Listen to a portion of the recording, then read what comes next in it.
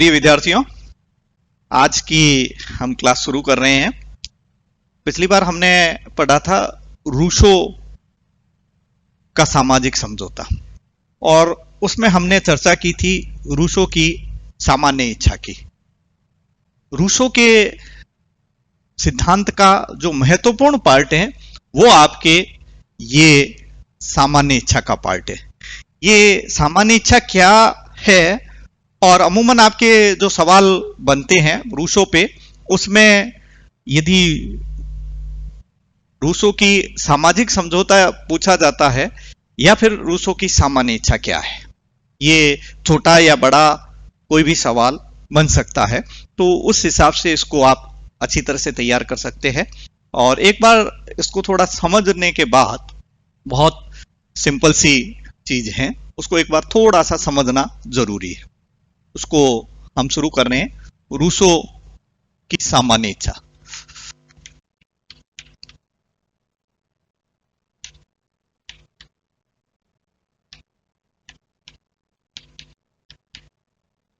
General will. Rousseau की सामान्य इच्छा क्या है? यदि हम इसको रूसो को देखना चाहें तो रूसो के जो सामाजिक समझौता सिद्धांत में हमें देखने को मिलता है कि व्यक्ति समझौता करता है और उस समझौते के फलस्वरूप राज्य की उत्पत्ति होती है या राज्य का निर्माण होता है। अब यहां पर वो ये है कि वह व्यक्ति समुदाय या समाज का सदस्य होने के नाते वह अपनी जो इच्छा है, अपनी व्यक्तिगत इच्छा का परित्याग समाज या राज्य के लिए कर रहा है। वो वही जो अपनी इच्छा का परित्याग कर रहा है और उस इच्छा के परित्याग के का स्थान वो सामान्य इच्छा लेती है।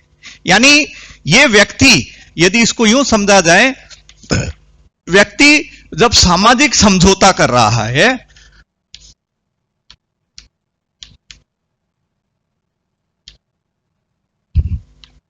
इस सामाजिक समझौते के में वह जो अपनी इच्छा, ये व्यक्ति की व्यक्तिगत इच्छा और इस इच्छा का परित्याग करना, इच्छा का परित्याग करके, और वो जब इच्छा अपनी छोड़ देगा तो वो इच्छा छोड़ दी तो उसके फलस्वरूप जो इच्छा बनी वो आपके जनरल विल या सामान्य इच्छा कही जा सकती है। व्यक्ति की वैसे ये सामान्य रूप में इच्छा ही है कि हम राज्य का निर्माण करें और राज्य का निर्माण के लिए वो अपनी व्यक्तिगत इच्छाओं का परित्याग कर रहा है और व्यक्तिगत इच्छाओं का परित्याग करने के बाद जो इच्छा उत्पन्न होती है वो आपके सामान्य इच्छा है। ये थोड़ा सा इसमें थोड़ा सा फर्क आता है। वो इसको दो इच्छाओं की बात करता है। जब हम इस रूसो के सिद्धांत को पढ़ें तो इसमें एक तो होती है यथार्थ इच्छा और दूसरी है उसकी, वो है आपके आदर्श इच्छा। यथार्थ इच्छा और आदर्श इच्छा में वो फर्क क्या है? जो यथार्थ इच्छा होती है, व्यक्ति की दो प्रकार की इच्छाएं होती है। वो रूसो अपने इस सामान्य इच्छा के सिद्धांत में कहता भी है कि ये इच्छा स्वार्थी होती है, मतलबी होती है और इसमें अपना हित वो इनपुट होता है। इसके अंदर जो होता है वो अपना हित यहां पर होता है। यहां पर उसको सामाजिक हित से कोई मतलब नहीं है, व्यक्तिगत हितों का ज्यादा बोलबाला है या व्यक्तिगत हित की वह बात करता है। लेकिन जो आदर्श इच्छा है वो आपकी ये स्वार्थी नहीं होती, स्वार्थी नहीं है, ये सामाजिक हित होती है, यहां ये व्यक्तिगत है, लेकिन यहां ये उसका व्यक्ति का स्वयं का हित देखा जाता है। यथार्थ इच्छाएं जो होती है वो व्यक्ति की व्यक्तिगत इच्छा है, और वह उसमें समाज का हित यहां इनपुट नहीं है। उसमें वह चाहता है कि कोई भी चीज हो तो मेरे लिए हो, ये मेरा हो, इसमें खुद का ज्यादा वो है। और जो आदर्श इच्छा जो रूसो अपने सिद्धांत में कहता है वो ये है कि मानव इच्छा का ये वो भाग है जिसका लक्ष्य संपूर्ण समाज का कल्याण है, सामाजिक हित, जिसमें इसमें सर्वोच्च क्या है वो है सामाजिक हित, और यहां जो है वो है व्यक्तिगत हित। अब जब कोई व्यक्ति सोचता है वो अपने हितों के हिसाब से देखता है, सामाजिक हित नहीं देखता। और जब व्यक्ति अपने स्वार्थी, अपने मतलब, अपने हित, तो वो अंदर की इच्छा जो जागती है वो आपके ये यथार्थ इच्छा, और इस यथार्थ इच्छा के आधार पर वो स्वार्थी और व्यक्तिगत हितों के लिए वो काम करता है। और फिर रूसो अपने सिद्धांत में यह भी कहता है कि व्यक्ति की एक और इच्छा भी होती है, वो होती है आदर्श इच्छा, और ये इच्छा स्वार्थी नहीं है, ये सामाजिक हित इसमें होता है, और सामाजिक हित को यहां पर सर्वोच्च स्थान दिया जाता है। ये मानव इच्छा का वो भाग है जिसमें आपके संपूर्ण समाज के हित को देखा जाता है, और यही जो है, अब वो सामान्य इच्छा पर कैसे पहुंचेगा? ये सीधी सी बात है कि एक यथार्थ इच्छा है, एक आदर्श इच्छा है, तो जोड़ तो ये यथार्थ इच्छाएं मारेगी, स्वार्थी और व्यक्तिगत, लेकिन वो इस सामान्य इच्छा का निर्माण की कैसे सामान्य इच्छा होगी, वो ये कहता है कि किसी मुद्दे पर जो व्यक्ति सोचते हैं वो ये सोचते हैं कि इसमें कि वो अपने व्यक्तिगत हितों की दृष्टि से सोचते हैं। सभी व्यक्ति जब अपने व्यक्तिगत हितों की ओर के उससे नजरिए से देखते हैं तो उसका जो प्रभाव होगा वो क्या होगा? जो व्यक्ति अपने व्यक्तिगत अब यहां पर सभी व्यक्तियों ने अपने व्यक्तिगत नजरिए से देखा।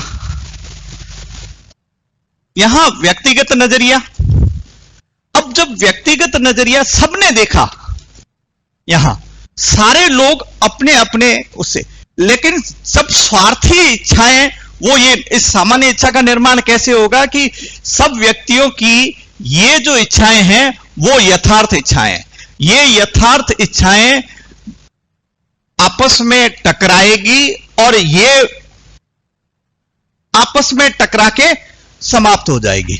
और इसके बाद सब यही अब होगा कि मैं अपने इस व्यक्तिगत हित को छोड़ता हूं समाज के लिए, और एक छोड़ेगा, दो छोड़ेगा, इस प्रकार से सारे व्यक्ति जब अपनी इच्छाओं को छोड़ देंगे, सारे व्यक्ति जब अपनी इच्छाओं को छोड़ देंगे, तब जो इच्छाएं होगी वो आपने यदि देखा जाए तो वो इच्छाएं होगी यहां पर ये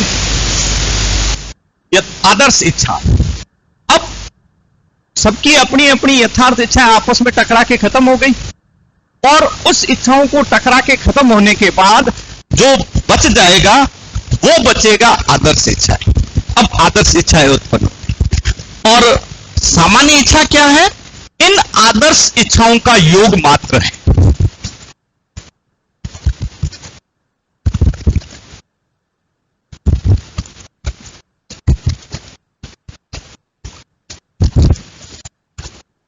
जो सामान्य इच्छा है वह आदर्श इच्छाओं का योग मात्र है। और अब ये जो इच्छा निर्माण कैसे हुई कि हर व्यक्तियों ने अपने अपने व्यक्तिगत हितों से इसको सोचा, और सोचने के बाद यहां पर जो उसकी इच्छाएं जो आई वो आपस में टकरा के समाप्त हो गई, और ये टकरा समाप्त होने के बाद यहां जो बच गई वो आदर्श। तो ये कुल मिलाकर यदि इसको हम देखें तो सामान्य इच्छा का निर्माण का जो तरीका यही है कि आदमी अपने व्यक्तिगत नजरिए से सोचता है, जिसमें उसकी स्वार्थी और व्यक्तिगत हितों की होती है। सब व्यक्तियों ने सोचा तो ये अपनी व्यक्तिगत इच्छाएं एक दूसरे से मिली और मिलके टकरा के खत्म हो गई। और अब जो पीछे बच गई वो आदर्श इच्छा। अब ये आदर्श इच्छाएं सब व्यक्तियों की उत्पन्न हुई, जिसका ध्येय क्या है? सामाजिक हित। और सामाजिक हित को सोचते हुए देखते हुए जब उसका समाज के प्रति दृष्टिकोण बदलेगा तो फिर वह